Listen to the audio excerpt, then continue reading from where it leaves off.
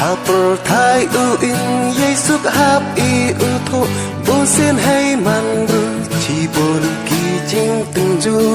Hon la kat tele Dem sen wa chur Da ki ka wa ba u ya luti Urai kut u tia u tor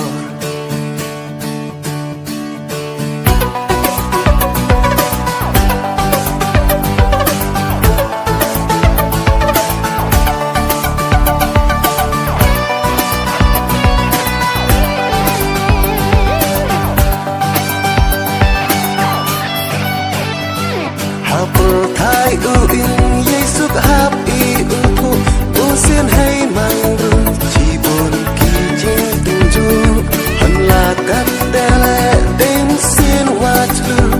Da ki ka wa ba u ya luti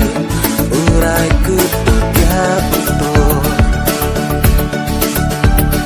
Pongan net lo ye jing mut wa si